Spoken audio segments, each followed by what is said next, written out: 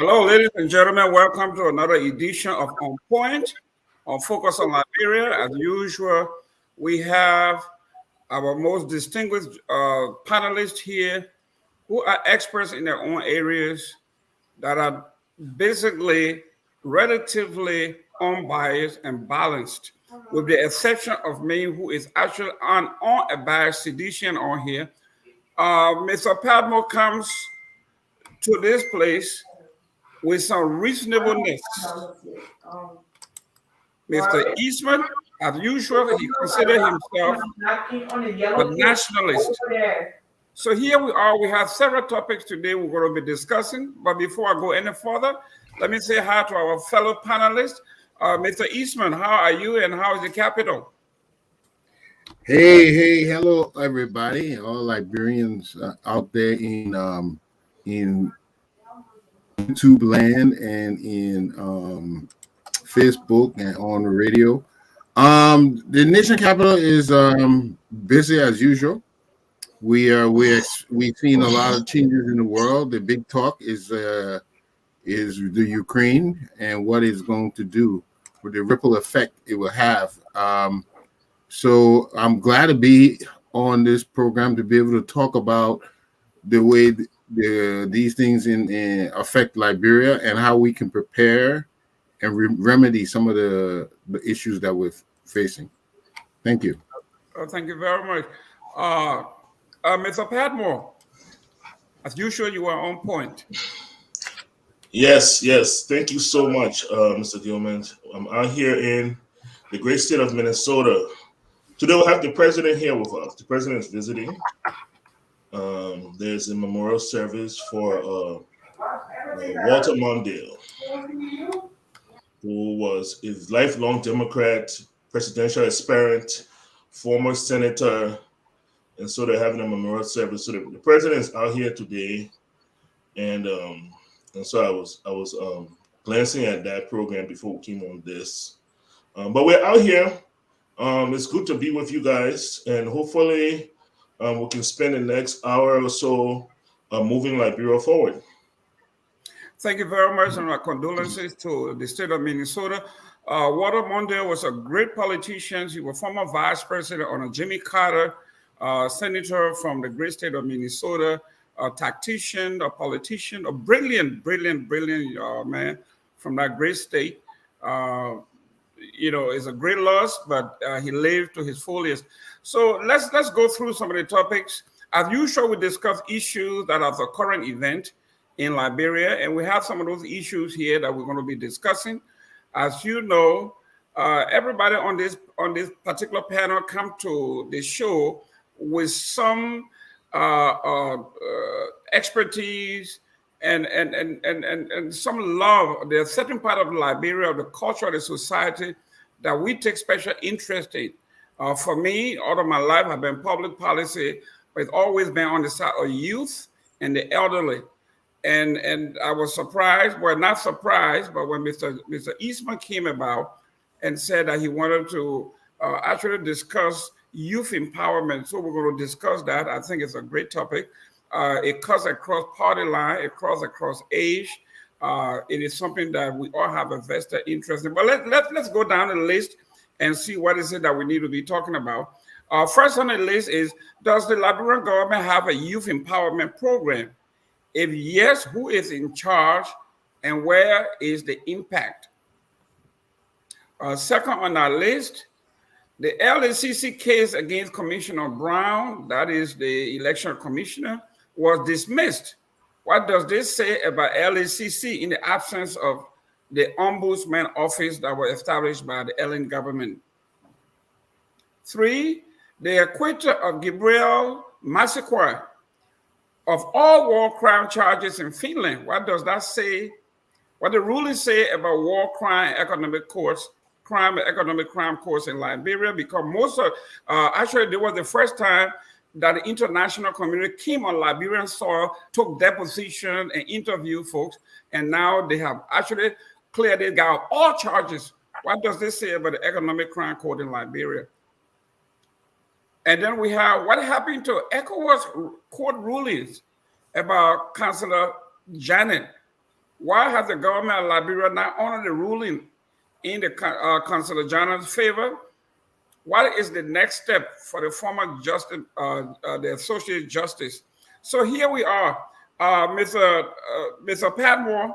These are some very interesting topics, and usually our show is into three parts.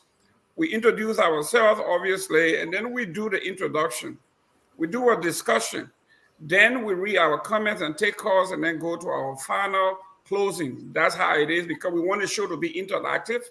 Nobody has monopoly on knowledge and information as we speak.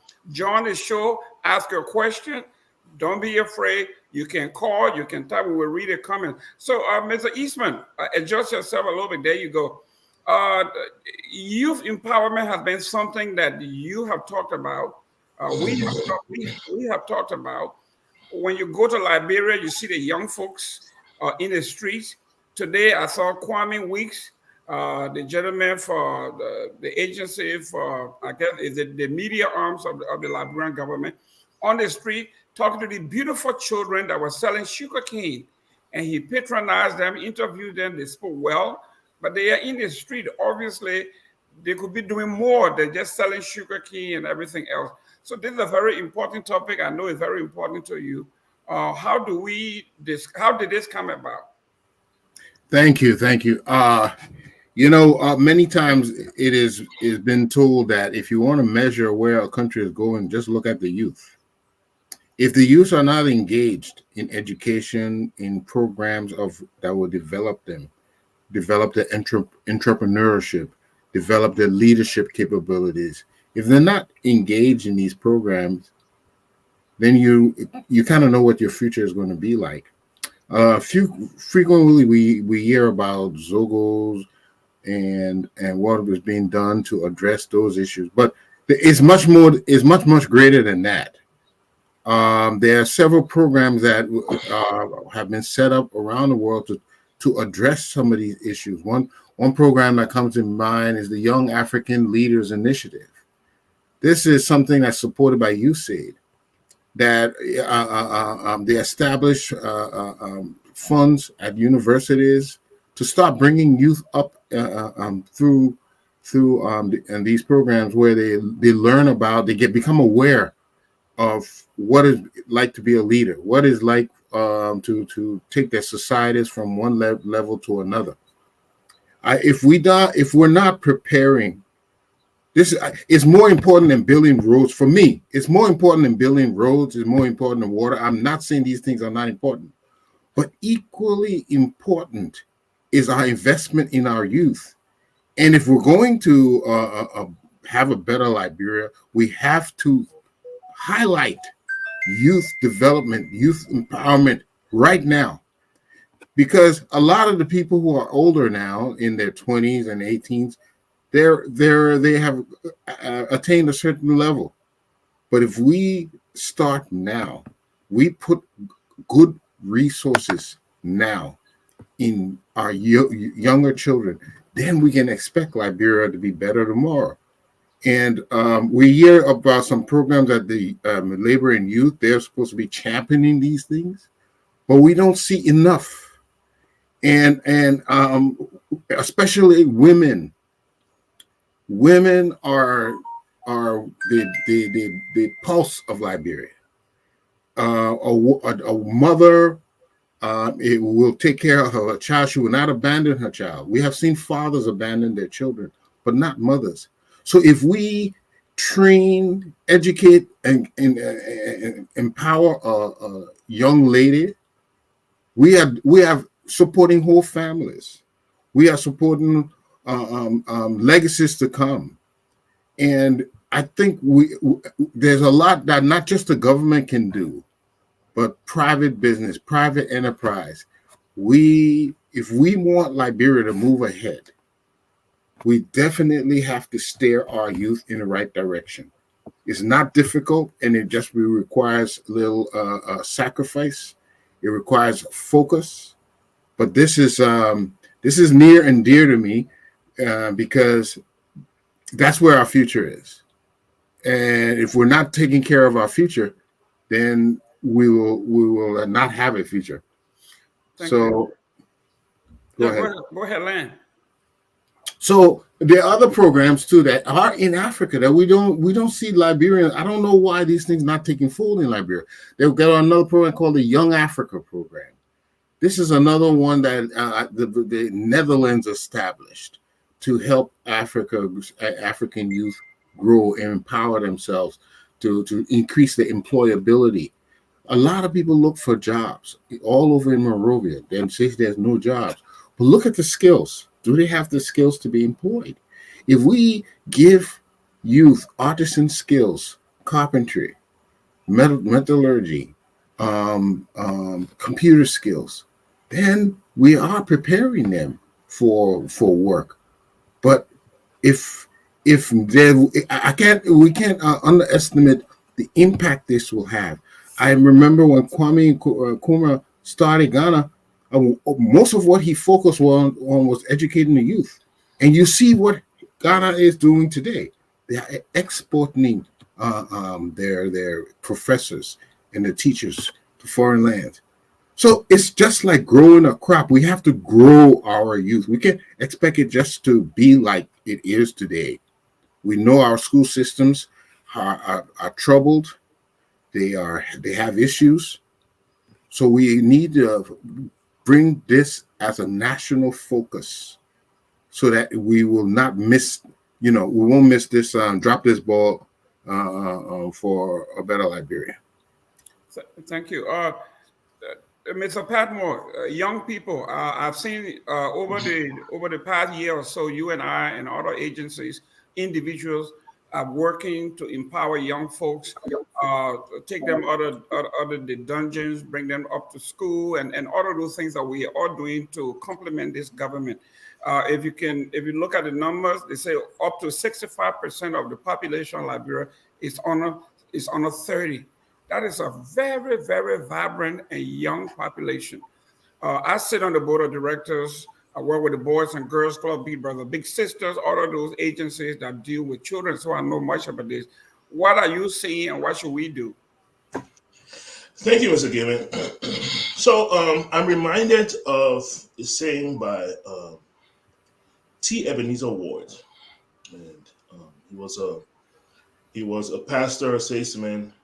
But many years ago, he said the greatest danger to the Liberian democracy lies in the illiteracy of the Liberian youth.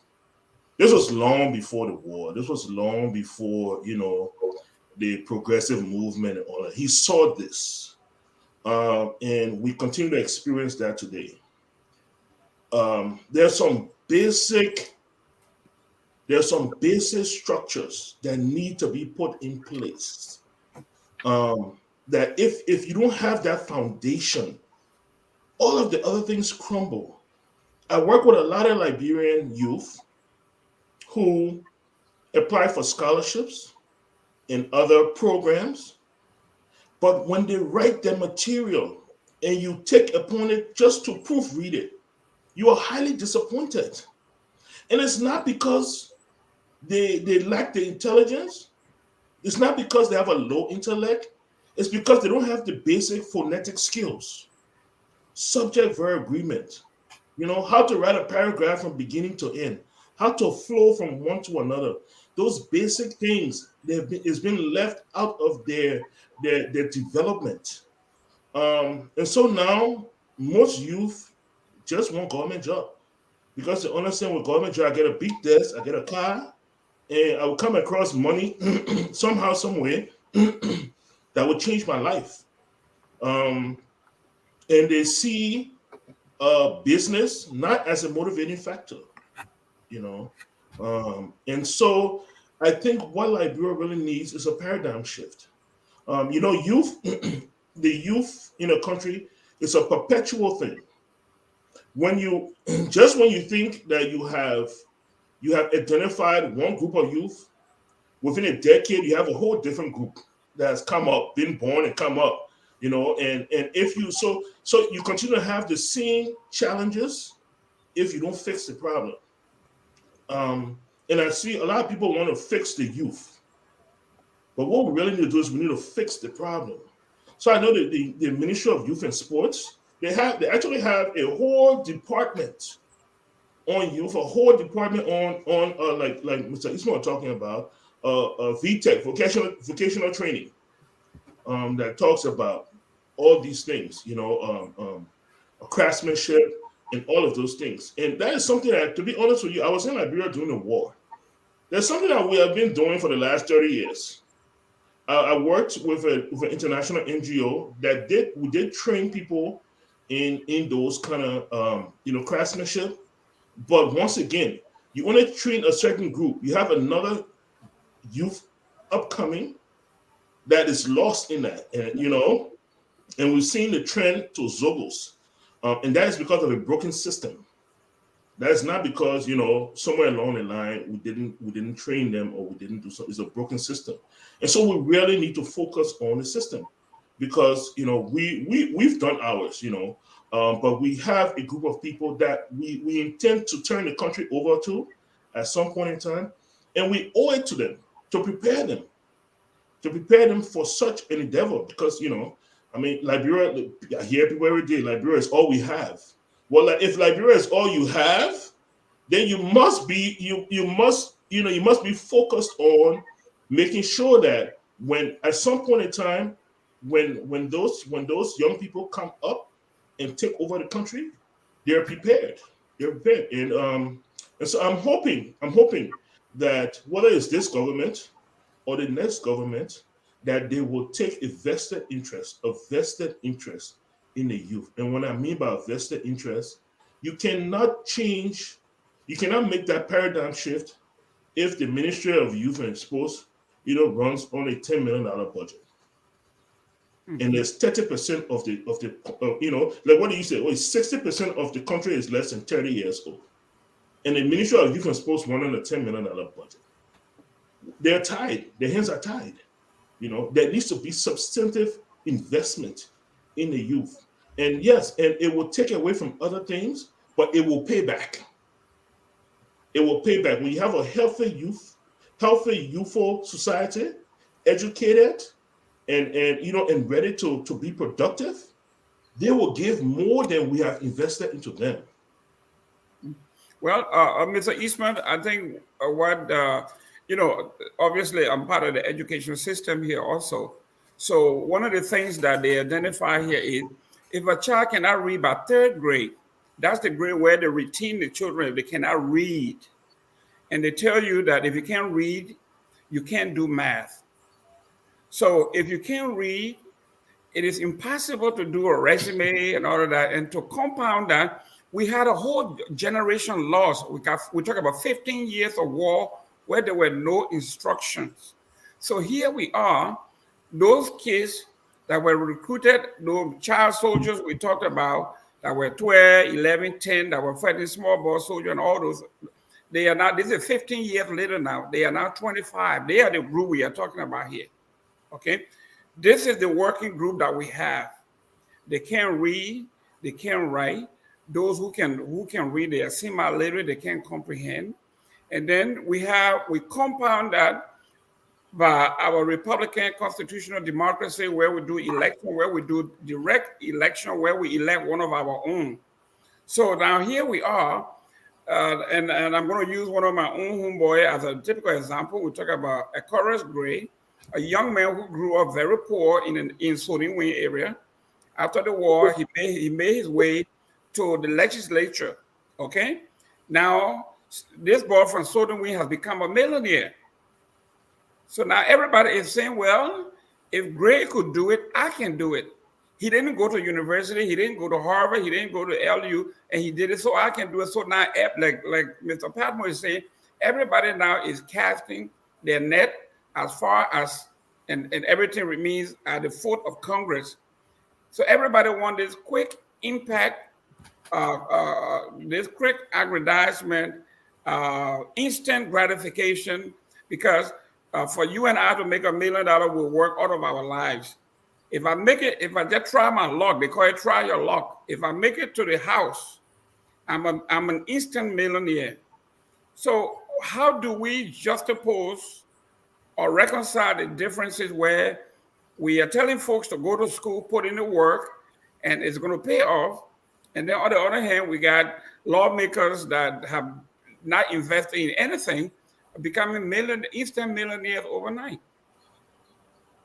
Well, Mr. Gayman, you bring up a good point. It can't happen overnight, and we decided to bring this topic up today because if we're not doing anything about it now, seriously, if we're not trying to move the needle in this category, then we're dooming our future. Our future is going to be worse. It is equally as important as roads and agriculture. We talk about we need to be sustainable. One of the three things we need to do. We need to be self-sustainable in food production. We need to be able to feed ourselves. Okay? To do that, we will need roads that will link the country, that will link farms to markets. Okay? Those are essential.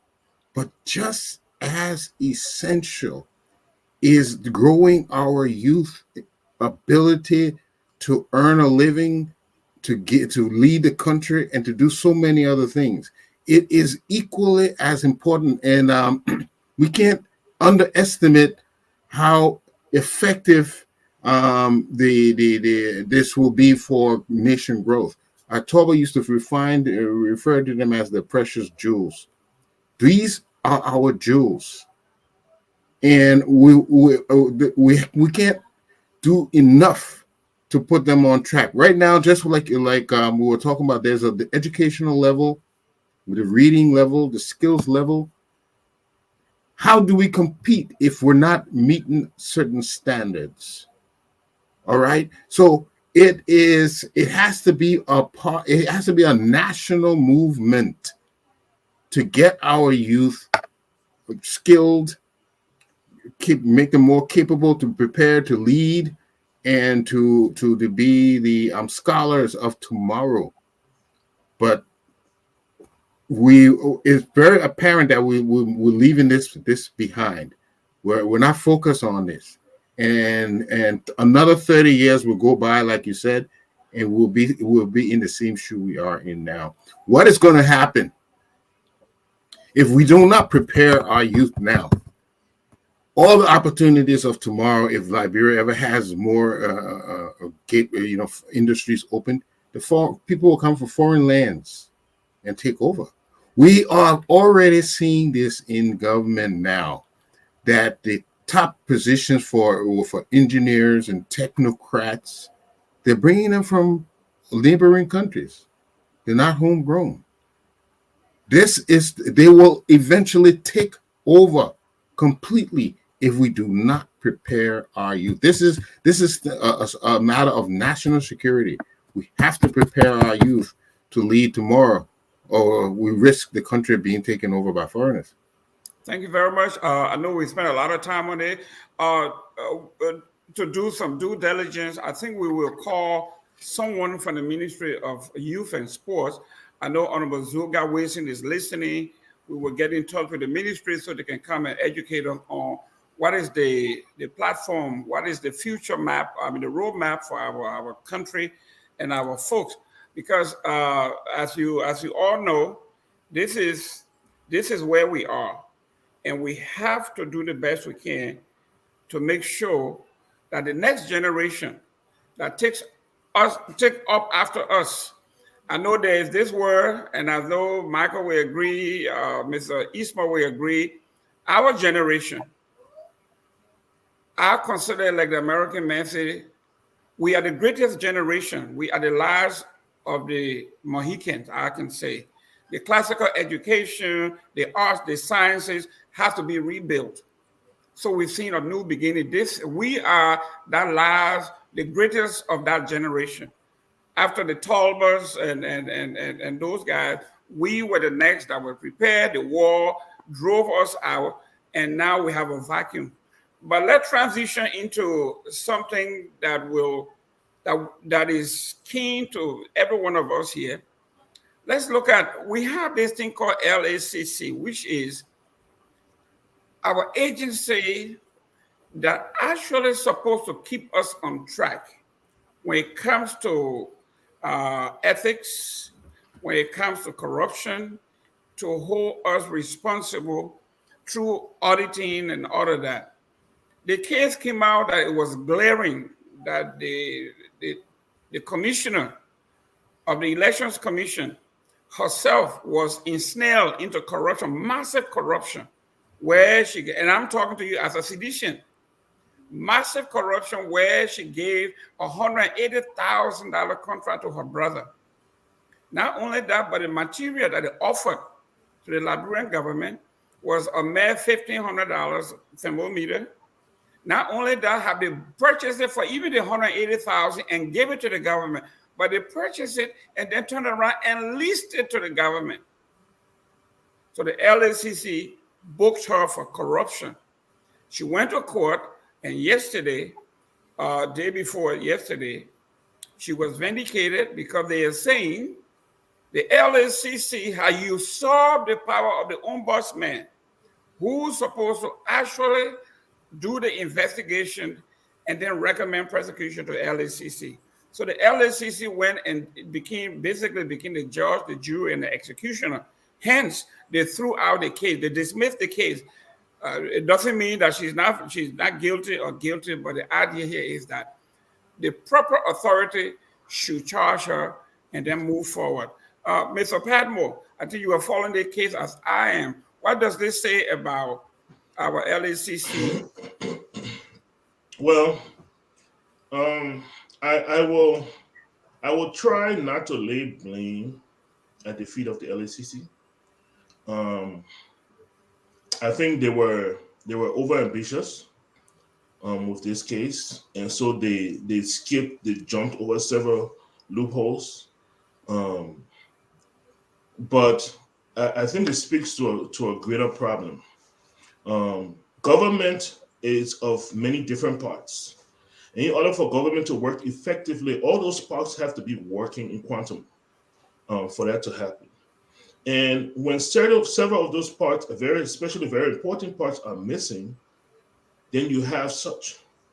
I would hope that the legislature will summon those responsible to answer the question: why is there still not, an office of the ombudsman? And what is the holdup? And when would that be effective? It's very important. If we're going to fight corruption, it's very important. If we're going to hold the government itself accountable. It's like the government has a referee, and they have not assigned a referee. And they're just, we won't assign a referee. We'll just play the game. And it doesn't work that way. So we're hopeful that happens. The Elections Commission is a tenure position. The commission is a tenure position. So the president has to be very careful here. You don't just go about sacking people with tenure positions without valid proof that these people have committed a crime or are not doing their jobs effectively. That's a protected position. So that's what we're looking for. We're looking for our legislature to be effective.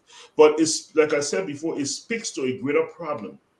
And that problem is, if we're serious to move this country forward, we have to make sure that all of the parts are present and they're working effectively.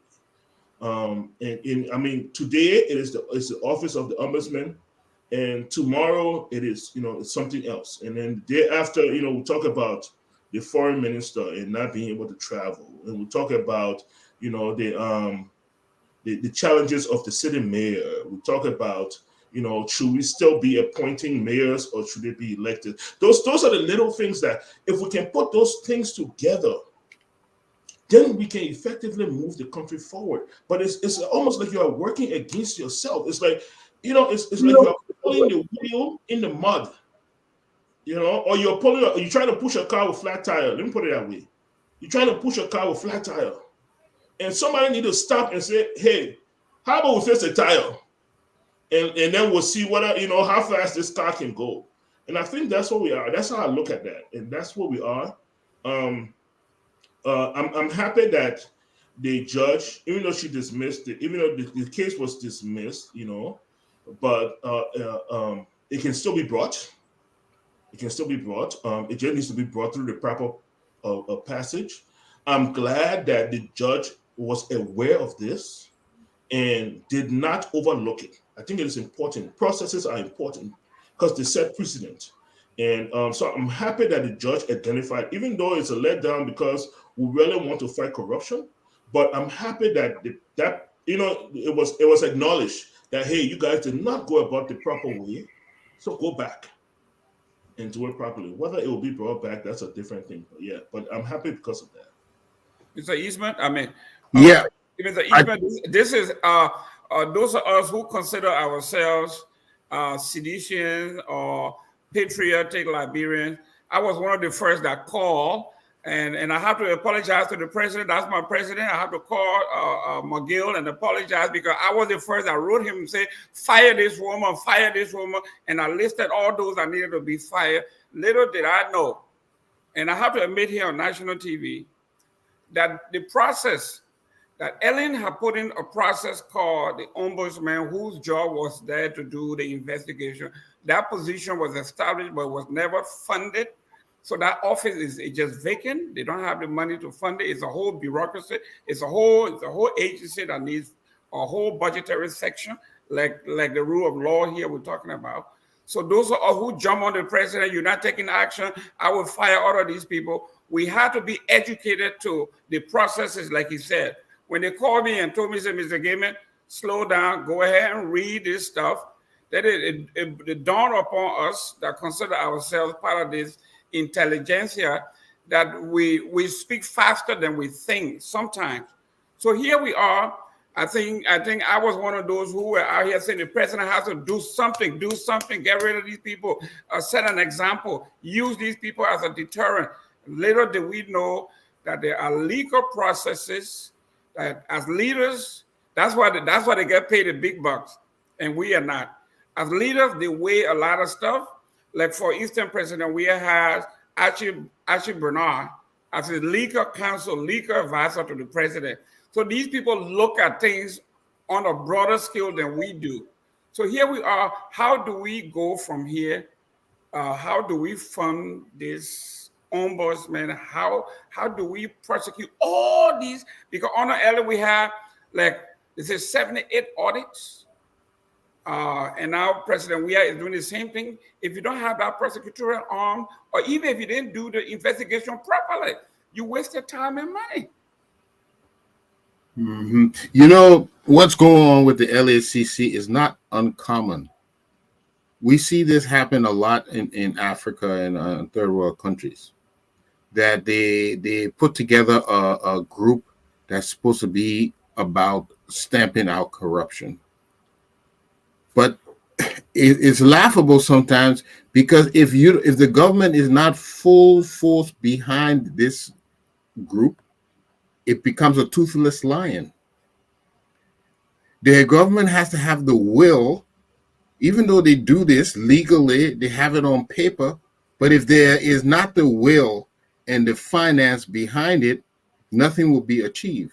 Now, we remember some of the people that they are going after are also government people. So now it takes a political twist. So now you may be chasing somebody who's close to one of the big people in the government. And that is how complicated it is for such an agency to pursue these routes, because they are pursuing well-connected people. So unless you have an administration that is completely behind such an agency, a bureau, it is going to be a toothless lion. And Mr. Padmore hit something on the nail. Our agencies, ministries need to collaborate with each other way forward. They should have meetings, and they should be approaching things with joint efforts. Somebody will comment it, I think it was King, that is the Ministry of Youth responsible for education, or is the Ministry of Education? it's obvious that the Ministry of Youth and the Ministry of Education are supposed to be combining forces, coming up with plans that will enhance both education and youth development. This what you just gave us another example. Why was the LACC not working in consonance with the Ministry of Justice or whatever agency this should have been? Should they be in isolation? How could they be so procedurally wrong that the case is completely thrown out of court? Now, what does that do to the LACC? It discourages their work. It discourages the whole purpose of them being there.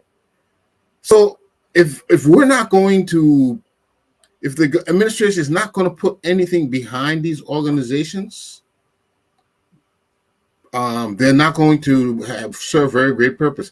If I'm not mistaken, this is the same organization that had Lumbadiki as the head, right?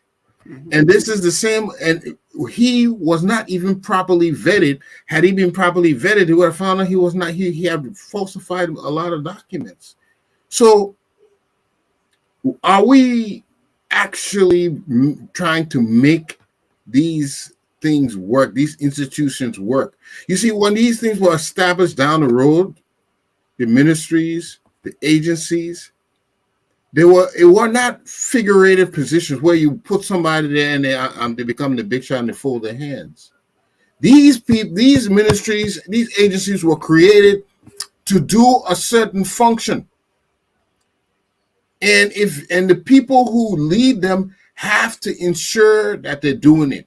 If you put people there who don't know how this agency is supposed to function, they don't know, they're not doing the things necessary to bring the agency to operationally performing agency. Yeah, but Mr. Yes. Eastman, real quick, the office of ombudsman is empty. It's not work. It's not that it's not working. It doesn't exist. It exists in name only. So, I think the reason was the budgetary aspect of it was so huge. Ellen said we are so top heavy. We cannot add another $10 million, $12 million for another budget, another office. So they left it like that, and they can't find the $10 million to make this work. But Mr. Gayman, if you say that you can't, okay, it's too expensive, it's too costly, or at this time, budget, we have too much budgetary limitations to finance such a group. But you still need their function. So what you do when you can't finance a group autonomously, you roll the functions of that group under another agency and you let them do it. You don't just leave it so that when somebody brings a case, then you can't even prosecute because there's nobody there. Who is coming up with these ideas that we can't budget it, but does that escape the responsibility of that job? We have another issue today. People talk about it with that finance and planning are all combined as one. This is another thing that past government did. I'm not sure of the logic. Was it to cut costs, cut budget? But planning is a different exercise completely. The fiscal responsibilities of the government are complex. And I can imagine that the Comrade Tulay has a lot of things on his plate. Then to do the planning should be completely separate. But it's all into one. And when you do it like this, you may begin to see something falling between the cracks because it's not been given the proper attention that it's supposed to be given. You know? So we don't, okay, no money for the office. So what do? You leave it? Well, let me come in for a second here. Yeah, just go ahead, Mr. Padmore. Because this is where I get frustrated. Okay, because this is where I believe we lack innovation. We lack drive. We lack vision. We lack innovation. All right. If you don't have money for the office of ombudsman, these people are supposed to be fighting corruption. All right. You can basically hire somebody who is effective. Or Councilor Gonglo and say, look, we're going we're going to fund you for 1 year. Your job is to go out there, find the corruption, and bring it to us. You will fund yourself. Find the corruption. We'll take these people to court. We will seize their properties. We will confiscate their wealth. What they have taken from the Liberian people, we will bring it back. And that is where we'll fund you from. You have 1 year. And you give the person that task. And see whether it won't happen. People are driven by those things. But you can't just sit down and say, well, no money or so. It's like, we get no money for the police department. So when I have no police officer. Yeah, but Mr. Padmore, remember now, let's look at it both ways. Yeah.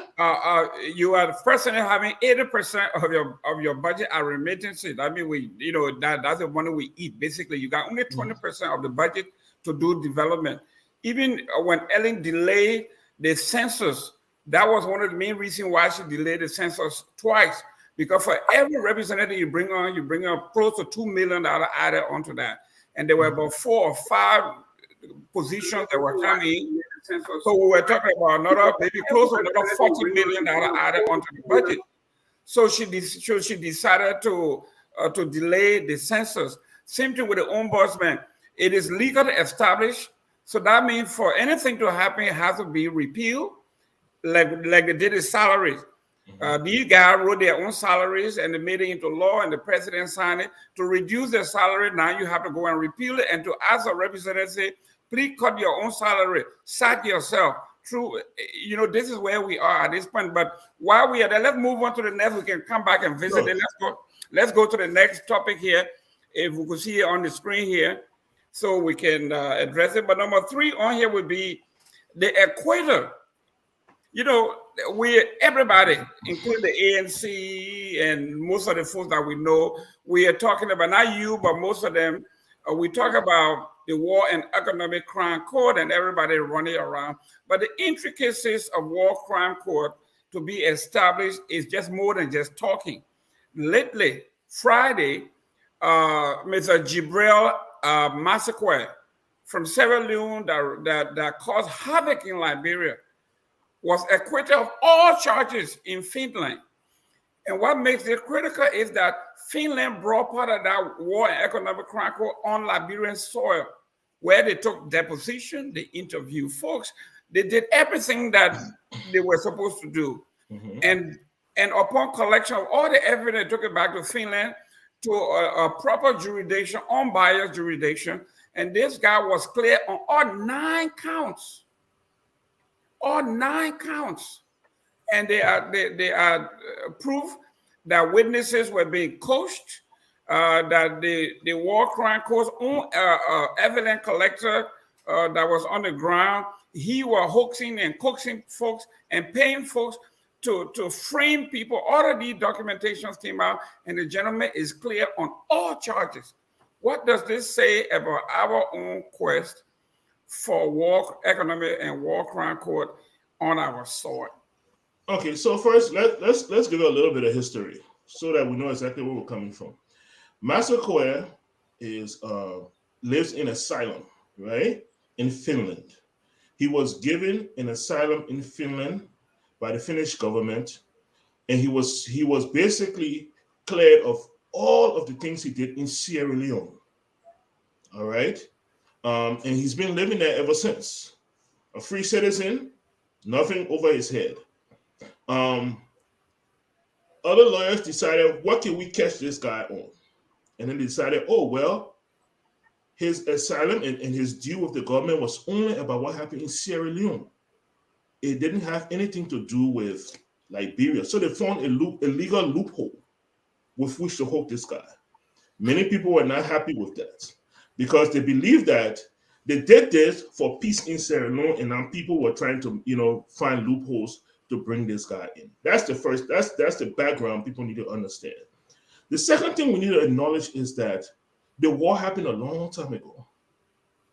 For every year that passes, the chances of you finding people, witnesses, evidence, people willing to stop what they are doing to once more relive that horrifying event in their life is going to be harder and harder to do. Yes, 20 years ago, you would have found anybody. I mean, if you are going to that village, everybody are going to be willing. 20 years later, okay, 20 years later, you won't find that. People have moved on. People have left. People have died. You know, people in Liberia, they have moved on from that. So and let's be very clear. What happened to Massacre was that the judge said there wasn't enough evidence to convict him. What that means is that if evidence is found later on, that case can be brought back. New evidence. It cannot be the same evidence. If somebody stands up now and says, I want to testify, I believe so and so, the prosecution can bring that case back. Okay. But what it speaks to our Liberian quest for justice in war crimes court is that for every decade that passed, that we continue to push this down the road. Ellen did it, and President George Weah has done the same thing. Said, "Mahena inatine, I will serve my time. When I go, you can deal with it." For every decade that we push this down the road, it's going to be harder. Most of the people have even died. Okay, there are just few warlords passing around right now. Haji Krama is dead. I can list the number of people that have passed on. You know, it's going to be harder. It's going to be harder, and sadly, what's going to happen is that by the time Liberia is ready to face this, both the victims, okay, and the perpetrators, most of them will probably be dead, and most of them will lose interest in this, and it will be a sad thing because it might lay grounds. Unfortunately, it might lay grounds for a reoccurrence. When people don't see justice, when a nation doesn't experience justice, the chances of those things reoccurring, you know, the percentage of that grows. And so that's why that's how I believe. I believe that, you know, we've pushed this down the road too long, and most people have lost interest. Most victims have lost interest, and that will be the sad case for Liberia. A majority of people will not be convicted. There will be no proof. There will be no proof.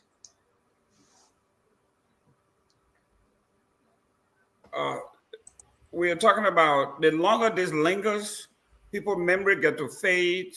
Like you said, people died. People get discouraged. Once memory fades, people begin to fabricate information. People you don't like, to implicate them, like they did in this case, where the gentleman who was supposed to be for the Justice Maximum, I think it was is the organization that he represents, to find out that they were coaching witnesses, people they didn't like, they were implicating them. Some of these people were put in jail. So if even one shred of evidence is fabricated, everything is out the window. Yeah, you know, I have to agree with Mr. Padmore there. The longer we take to exact justice on the perpetrators of these horrendous crimes, the more difficult it becomes. We are losing evidence by the day. Just as he put it, the witnesses are dying. Which you wonder, I mean, we have to wonder why we didn't, when the iron was hot, didn't we beat it? When we had the Truth and Reconciliation Council, we had people coming and admitting to the atrocious crimes they committed. Why wasn't action taken right then and there? What does that say about us as a people? These people, I listened to some of those things. They talk about how they torched a house with people in it, admittedly telling people that they did this, and we did nothing. It reflects that we are not ready to correct ourselves, because correction requires punitive action or reverse or to change the mindset. We are doing the same things again. The PRC came to correct the corruption of the Truic party, but they did the same thing. We're seeing these repeated lapses in governance, these repeated lapses in administration.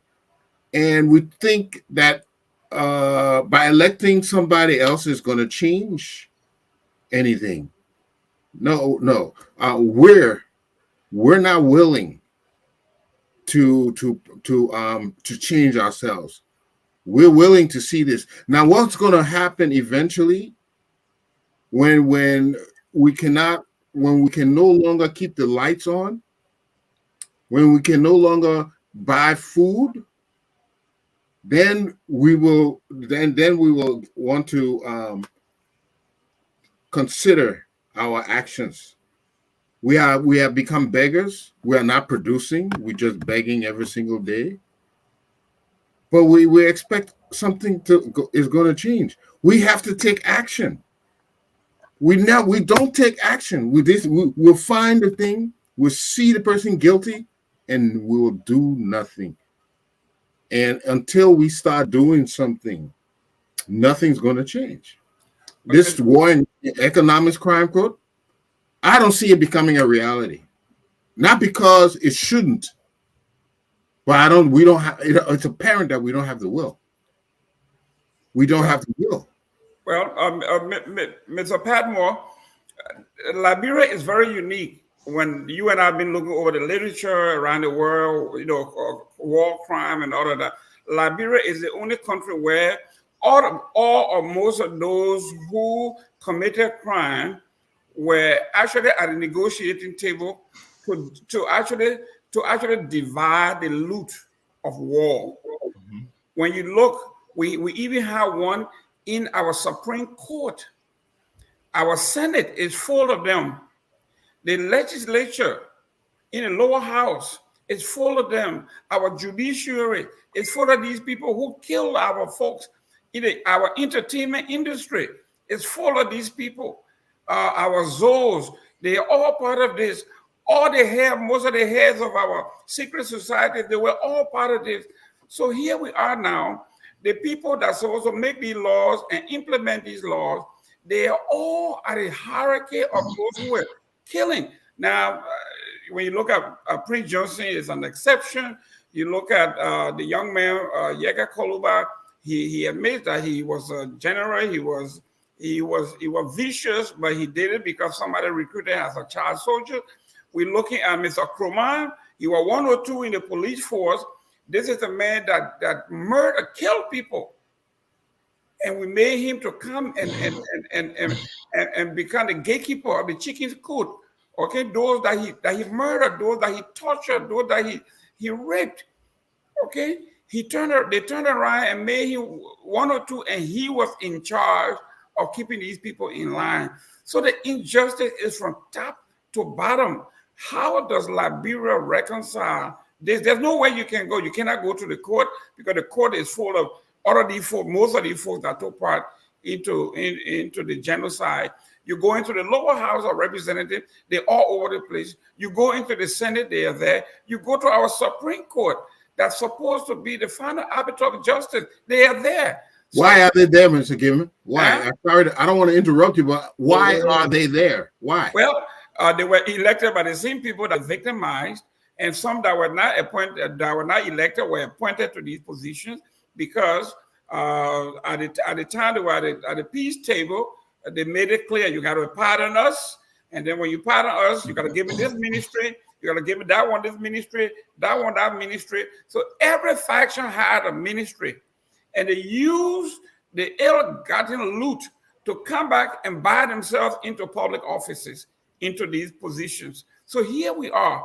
Those who are talking about war and economic crime court, there's nobody in Liberia that can tell me that our judiciary is innocent, our lower house, the upper house, the executive, that we are all innocent. Who is going to be the judge? Padmore, maybe you were there. You saw what happened. I came in 2003 with the United Nations when they were there dividing the different ministry. Lord has this, Ulemo K got this, and every ministry was under some war law, and they used that to loot. And then they use that money to come back and buy themselves into offices. So, I mean, you were there. You were part of the war. I did live the war.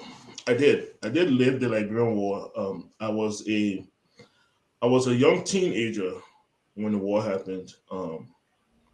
And so instead of doing what young teenagers did, I lived a war.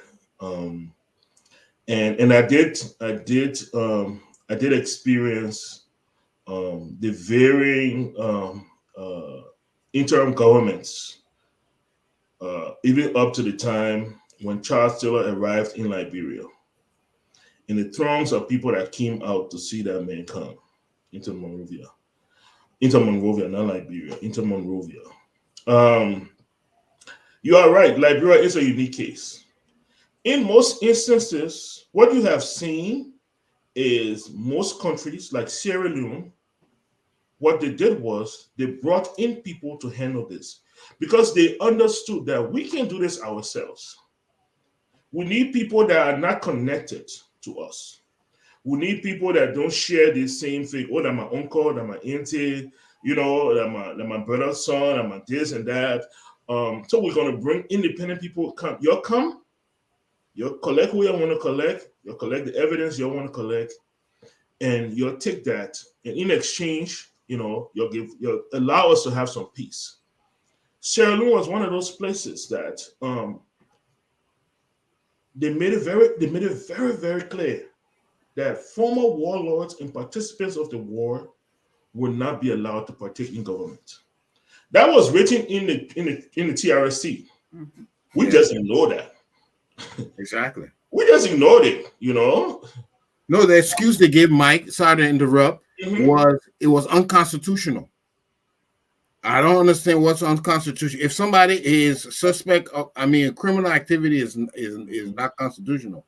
They said that you couldn't stop them from running because there was a constitutional right that they be able to run. That was the defense. I'm not saying it's right or wrong yet. Mm-hmm. I'm trying to think of what they came back with. They shouldn't have run. It was there in the TRC that they should not have participated. Why not? This is not a constitutional matter. When war was going on, this was not constitution. It's not constitutional. Okay, you cannot run if you were a participant in this war. Period. Yeah, and the thing is, one of the things we've been able to do really well in Liberia is that we're very good at participating in our own deterioration. We are unique, as Mr. Gayman said, because in a lot of other countries, you will see that challenges have come from outside. Another country attacking them. We Liberians, we have participated fully in our deterioration, and we will give proof. We become lawyers, we become legal experts, and we'll tell you why. And we will be willing to take that to the highest court in the land and argue why we should participate in our own demise and why we should take that pathway. Okay? And at a certain time, it lies at the feet of the people. All right? And that is why one of the reasons why we come back all the way back to the first topic. It is the illiteracy of our people threatens our very existence. Exactly. The reason why people do these things they do is because a majority of our population is illiterate. So when you tell them, "Oh no, that my constitutional right," how does that man come back at you? Oh, you really want? He just want peace. He just want, look, just stop shooting the gun. You start threatening me. Let me be able to find my lake sour, and let me go get my little water fish. And I can just feed my family in Georgia. If you want to go, I'll tell you. All those things are based on illiteracy. People don't even understand what are their rights. They don't understand, and they don't understand the impact of those things. And that is why we'll come back to the crux. We'll continue to come back to the crux of the matter. It's until we can educate our youth, and they can stand up and said, no, we're not going to allow you to do this. Exactly. Okay? We're not going to allow you to do it. If you want to make it a constitutional matter, then we will go to court. And if we have to amend the Constitution, we'll do what we need to do to protect our future. Okay? And if Liberia cannot do that for themselves, the Finnish government is not going to come and do it for Liberia. The American government is not going to come and do it for Liberia. I think Mr. King, I need to invite him here because he's asking some very critical questions. One of which is honor educating the folks at times is beneficial to the government. So educating the folk will not be priority number one. I remember my uncle banned me, Tom Wowoyu banned me from his home because I opposed when he, Ellen Johnson, Sally Abel Sawyer, and Harry Greaves, when they were forming the ACDL to destroy the country. I opposed that, and he kicked me out of his house. So here we are, okay? We have the folks. Tom Wowoyu is dead. Harry Greaves is dead. All those who were there from the beginning. Now we are talking about those who executed. We're not talking about the planners of the mind behind that. The little guys down there. 1997, when we began to hear this, that was embarrassing. You kill my mom, you kill my pa, I will vote for you. Okay? When you talk about illiteracy at the highest, well, we could say that, but people were just tired. Yeah, and they wanted this thing to end. And they said, whether you kill my mom, you rape my pa, you rape my mom, you rape my daughter, I will vote for you so this thing can end. Just like you say, you'll take the government, we don't care, just let us go to our farm. So here we are. I think Mr. King has a point here. We, all the government, all those, the power that be, has a vested interest in not educating the folks. That's Mr. King's thing. Go ahead, Mr. Yes, and that's the point. That's why I'm so glad you let off. We have to educate our people because they are being taken advantage, and they will continue being taken advantage until they know what not only their rights, but they have to develop some form of critical thinking. Is the thing this man telling me, is it right or wrong? Because sometimes the way they will lie to you, or the way they would frame an argument, you could think it's just. Where behold is completely garbage. It's completely garbage.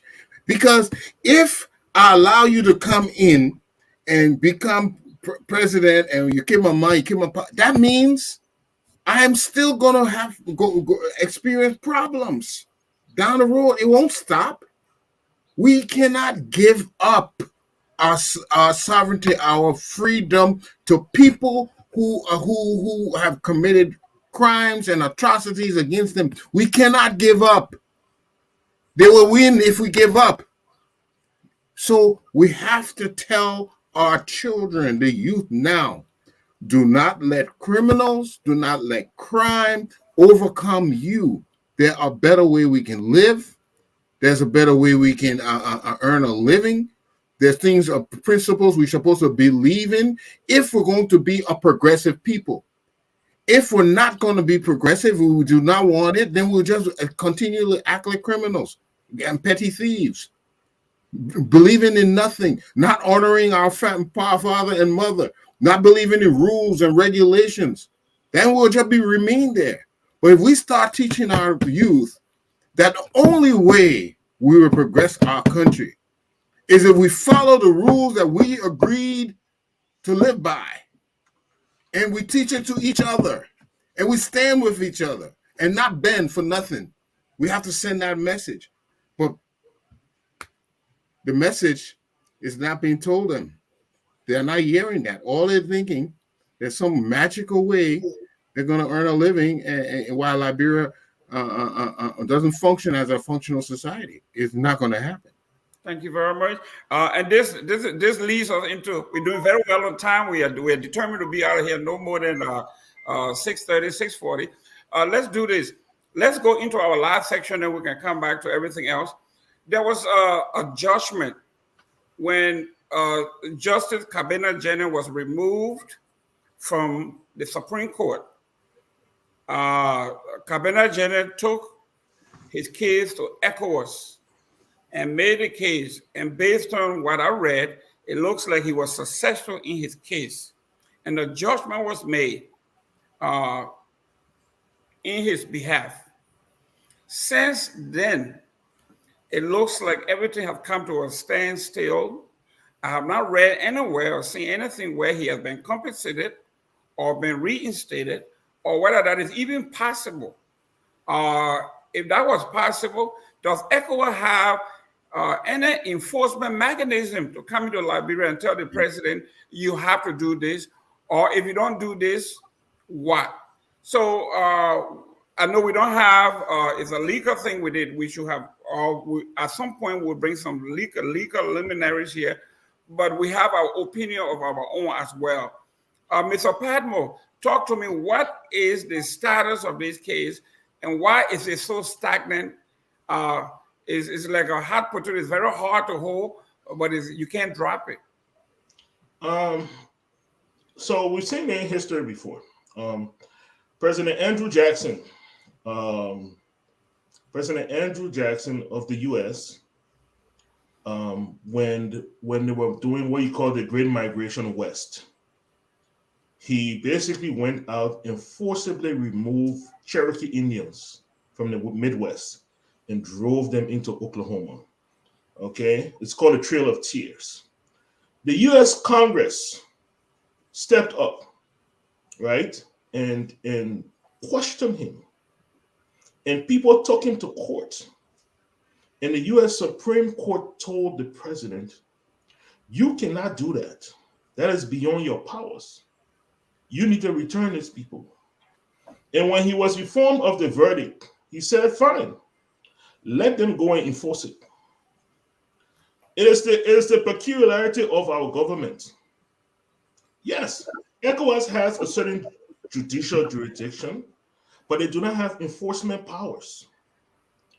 And because of that, we have this quagmire where, yes, ECOWAS can hand down a verdict, but if the Liberian government says we don't have money to pay, what does ECOWAS do?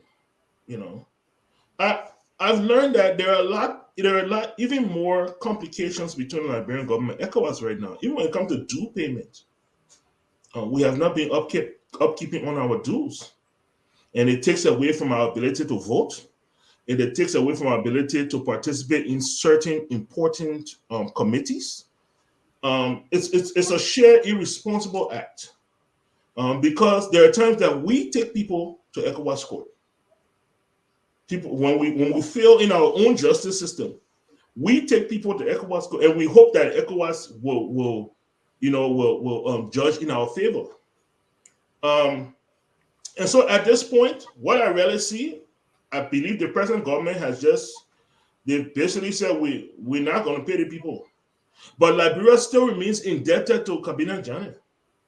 So at some point in time, Liberia is going to get a responsible government. And that responsible government is going to have to pay Cabinet Janet. That responsible government is going to have to pay Nancy Doe, which was another case that she won, the Liberian government, and they owe her millions of dollars. It's one of those things where it speaks to our response, our ability to be responsible, whether it's as individual or as an entire government. And when we choose to ignore these things, then we have to ask ourselves, how does the international community view us? Okay, because it's there. The way you carry yourself in a community, people form opinions of you. And so Liberia is on that precipice of, are we going to step into being responsible government, responsible country, or will we just be irresponsible? And right now, I think we've chosen irresponsible. Mr. Eastman. Yeah. 1 minute. In classical philosophy and logic, we say decision by indecision. So do you think the Liberian government is saying here, if we don't pay our dues, we had no voting right, we got no sitting right, we got no power, they won't deal with us. So instead of saying we're not going to do it, we're just not going to pay our dues so we can be suspended, and in the meantime, nobody can take us to court. Is that the strategy here you seeing? You know, many organizations that if we come together and do an agreement, it's only going to be as strong as our commitment is to that agreement. If we are not committed to it, it will not be very strong. You know, there are things that ECOWAS could do, but do they want to exercise those abilities right now? For instance, with Mali, when Mali had their overthrow, and the ECOWAS countries met and said they should turn a country over in a certain time. And if they do not do that, they will exact sanctions on Mali. I believe that's some of those things are the reason why Air France doesn't go there. Now there's a limited amount of things that ECOWAS can do, but one of the strongest tool they have is ostracization. They can ostracize you. They can say, okay, since you're not gonna abide by the rules that we came together to do, then you're no longer a member of us. They can suspend your membership. They can ban your population, your people from coming to their countries. Yes, you can stop them. Since Liberia wants to be a rebel, your nationals are no longer welcomed in ECOWAS countries. There are some stringent measures they can take, but are they willing to go that far for such a matter? But the crux of this is, if we come to an agreement, we have to start living by it. What drives agreement negotiations throughout the world is integrity of individuals, integrity of nations. We're far from being a nation of integrity. Once when we said something, everybody listened because of our integrity. But we have to regain that. We have to show that we say we're going to agree to this agreement, we're going to live by it, and prove everybody who we are. And the OAU suffered like similar consequences because it could not maintain the commitment from the membership. It's very important that once we put that charter together that we're going to live by, we have to maintain the integrity of ourselves and commitment to that organization's charter. That will make it successful. So if you see these things and these programs, when they're not successful, it is because of our lack of commitment. Again, it's a self-inflicted thing. And until we are able to be people of integrity and live by what we say we will do, that doesn't change. Well, let me come in 1 second, real quick. Mr. Padmore, real quick. Real quick. Let me come 1 second. One minute, Padmore. Let me segue into this. Okay. When he talked about commitment and contract, it brings us back to what we talked about the other day. If we are educated Liberians, we meet and sit around the table and come up with an agreement and say, this is what we're going to do. Like in the case of the CPP, these are not regular folk. We are talking about the top of our society, education, experience, and they got together and wrote a contract, legal contract. And all of a sudden, they are saying, oh, even though I wrote it, my name is on it. When I wrote it, I was drunk. Or I wrote it, I wasn't thinking, or I didn't read it, so it's null and void. Instead of going through the process like a regular divorce, if you don't want your wife, she doesn't want you, you can't just walk away and say, I don't want you anymore. No. If you die or she died, she is entitled to your estate. You have to go through the process of divorce. You file for either abandonment, and the judge agree with you that, yes, she has abandoned you after X amount, you are divorced. Yes. Then it's over. But for educated folks to get together and write a legal document and then later on want to abandon it, what does that say from where you are? We're talking about the top of the government to where. So who are government? We are government. Government integrity depends on us. Mr. Padmore, go ahead. Well, yes. And, it comes back to being irresponsible. It comes back to being irresponsible. Look, there's two ways around it. Okay? If you didn't read it, you still have to abide by it. It doesn't change your responsibility towards it. You drop the ball. If if you buy a house in America or you take a loan in America and you don't sit down and read the loan documents, you are still responsible to make those payments. You know, you don't get to just walk away from it because, oh, I didn't read that part. It was too long. You know, I was happy that day. I just wanted the keys, to the new car. And now I've driven the car for a year, and the car payment gone from 300 to 700. And when you go, they will show you in the documents, oh, you didn't read section this and this year, where it said after 1 year, this will double. It doesn't take away your responsibility. So whether it is with people who want to lead, people who are leading right now, or people who led before, it's a trend of being irresponsible. And what the disheartening part, especially for us, right, is that Liberia was the country that these ideas were birthed in. Mana River Union, ECOWAS, the OAU, it was our idea. When I hear, they say, where ECOWAS code? Abuja. Where does ECOWAS meet? Abuja. Well, I'm like, when did they become the big brothers? We are the big brothers. They came to us. When they wanted to form a government in Abuja, they came to us and said, please help us. We don't know how this is done. You have been doing it for over 100 years. Show us what is diplomacy? How do we how do we act? When we go to meetings, how do we present ourselves? We were the big brothers at the table. And now not only have that table switched around, now we are the irresponsible rascals that when verdicts are brought down and they're not in our favor, then we fall out here and say we're not paying. We're not going to pay that money. There is a breakdown in our past and our present, where we've lost that pride, that sense of pride of who we are in Africa. And so now when we walk among our peers, we walk in the back and they lead. And that was never the case. You guys know that. Liberia led in everything. I understand our youth, they didn't experience Saniquele. So they didn't see when all of Africa came together and said, we'll come to Saniquele and we'll sit down there and we'll let Liberia help us unite as a continent. They didn't experience those things. I understand. But we have a responsibility to educate them on this so that they can understand that once upon a time, Liberia had a post office. And you could sit down, you could walk to the post office and put your letter in the mail, and your family member, whoever in America, will get that. And Liberia had, running water and electricity, and we were the pride of Africa.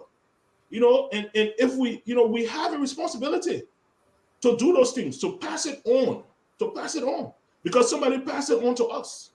And so I didn't want to go on, but it just spoke to the irresponsibility of our leaders in different sections and how we need to make that change. Go ahead, you muted. This is beautiful. We have exhausted our time just in time. This is what I like, you guys. You are so good with time. It tells us that Liberia has a future. On the clock, it says exactly 5:31. We have exhausted all of our topics. We can either read a few comments or go into our closing. But this is awesome. We have touched everything. Remember, we didn't mention no political parties. We didn't mention who's running for what office. We are talking about things that affect our country, things that we can do as individuals and as society. It's easier to come out and blame the old order, the new order. Everybody throw flames and hide their hands. But when it comes to what is it that we can do collectively to make it better, because we're going home, either way you like it. Some folks have signed contracts. Some have written their will that when they die in this country, they want to be buried back home. So we are going home either way. So we have to make sure that it is a place that will welcome us, that we can sleep in peace. So, Mr. Eastman, I know the guys in the back room, they had a family to go to. Let's go. We got 1 minute, 2 minutes each with our closing. so we can go home from here. Okay, thank you, Mr. Gayman, for bringing these topics. I'm not going to sit here and dwell in the past. There were things we did good. There were things that we established. The 170 years that some people say we did nothing. That is not a true story. When we say these kind of narratives, we're tearing down ourselves. We're tearing down the things we did. There were some things that were done wrong, but there were some excellent things that were done. We were leaders. And we have to separate the good from the bad and reestablish the good and keep on moving ahead. That's the first thing. We don't say everything was bad and throw the bathwater out with the baby. Okay? So one of the things we've established that we need to do is be people of integrity. If we're going to say that we were going to make a commitment, we make a commitment. The other thing we need to do, teach our youth, get them prepared to be men and women of integrity, to have a vision, to have a future, to believe in something other than I don't want to eat sour rice today. It has to be more than that.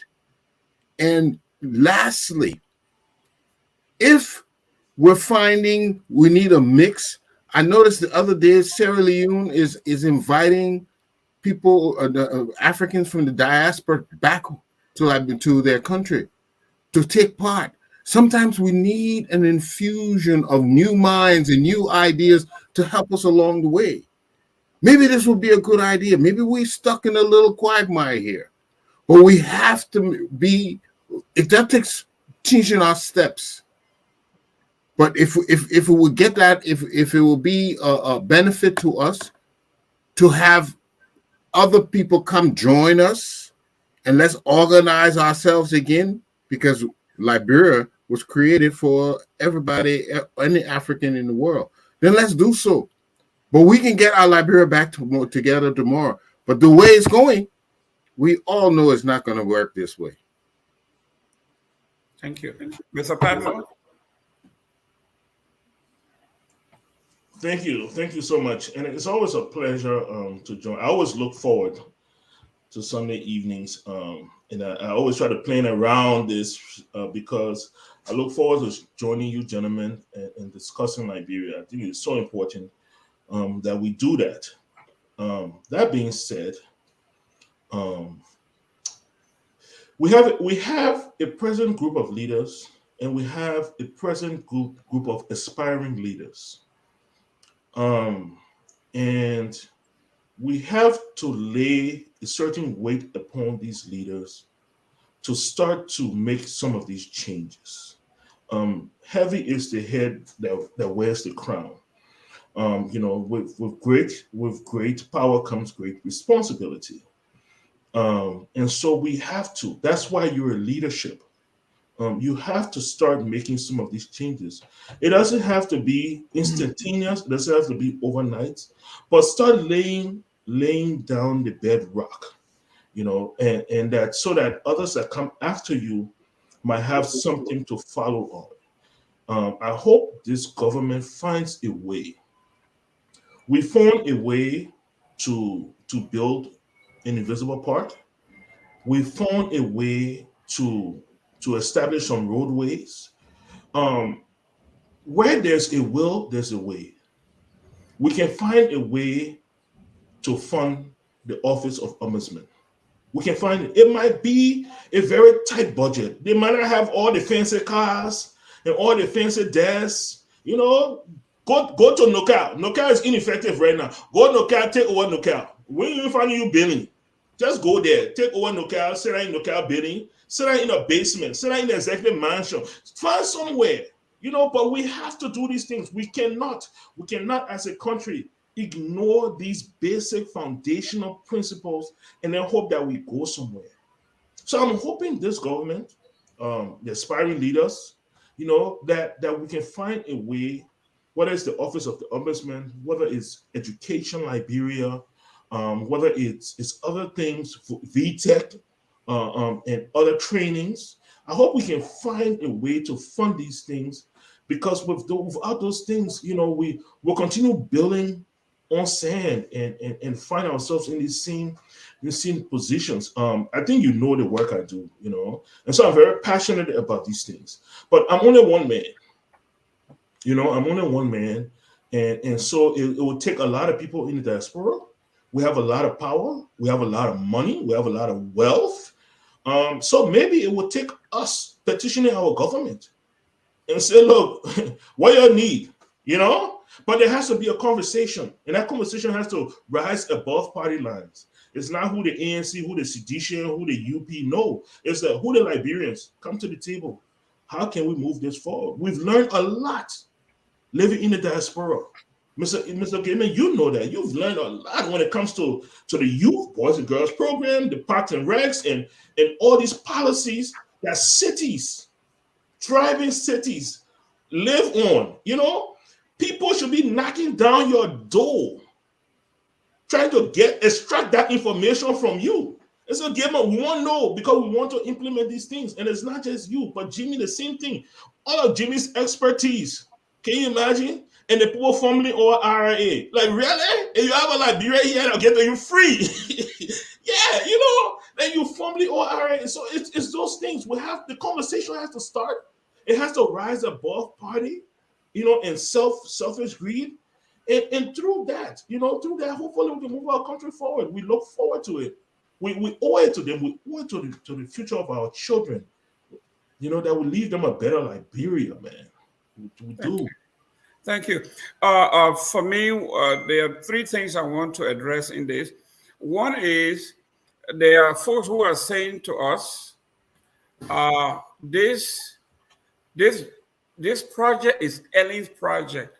This is not your project. That is, you do not want to give credit to where credit is due. We want to continue what President Weah is doing, and Ellen did some. Wherever the project is Liberia's project, if it begins and your turn ends, the next guy comes and picks it up and finishes it. So we don't have the leakage that Mr. Eastman talked about, that bucket. You keep asking for help, but it keeps leaking. So when President Weah comes and started implementing the road that President Weah groundbroke for Lofa, that's Liberia's project and Liberia's success. In the IRA road that President Ellen Johnson did a blueprint and George Weah implemented, that's fine. That's what it's going to take. I, for one, my wife, sometimes she say, why are you putting so much money in Liberia? You're supporting all these kids. You don't know them. But I am born in the interior of Liberia. My father and my mother never wore shoes. For a man in Bassa by the name of Dr. G. Franklin Holt that sponsored me through Bassa High School, that turned me over to a lady called Louise York at Monrovia College, who actually sponsored me in the United States. So you see how we build on each other. So all this, Mr. Holt has always told me you have to pay it forward. I have not given his family a dime, but I have given hundreds of other children that don't know me. They have benefited and are benefiting. So as Liberians, we have to owe it to our folks, to our country first. And I was glad when I spoke to the Minister of Education the last time that 231 new schools have been built around the country, renovated or built.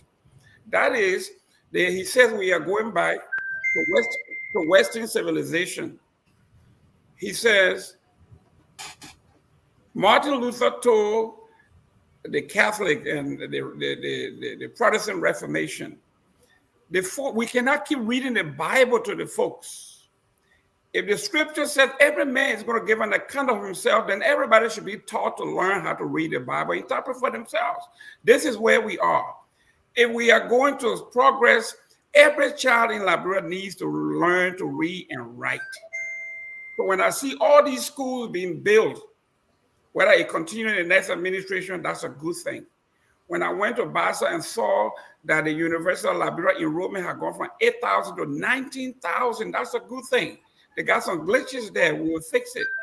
But ladies and gentlemen, this is a collective effort. We have to do our part as citizens and individuals. So, guys, I thank you. We need to have this a little more. Thank you for being here on time. This is it. We always say whether you are in position or opposition, we know we are all Liberians. So our song will take us out as we are all Liberians. See you next Sunday, same time. We are Liberians. Liberia is our home. Liberian people.